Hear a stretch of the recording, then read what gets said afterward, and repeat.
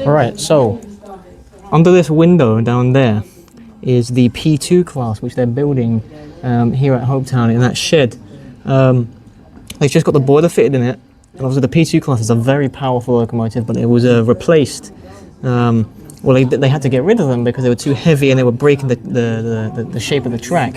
But down there, they're building a new one, which is going to be basically more friendlier, more better than the original P2 class. But you can see that they've already got last time we came here, because we haven't been here before, they we came here because they had Tornado and Sir Nigel Gresley. You can go inside. They only had the base shape of the actual engine there, but back there they've got the boiler at the back there now, which has now just come in. So very powerful locomotives. They're gonna get it built, get it up, and hopefully that should be running at some point soon. So that'll be exciting. So let's get into some history of the P2 class whilst we're here.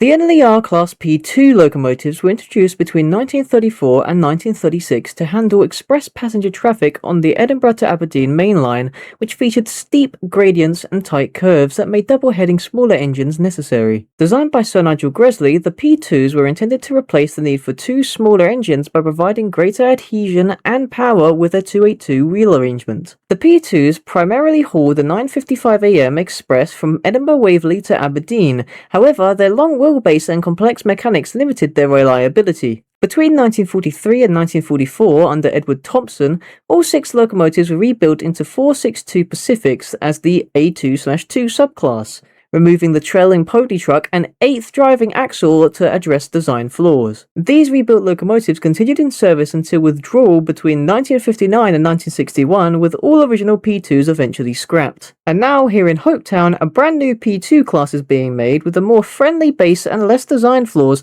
so it can operate smoothly on the rails.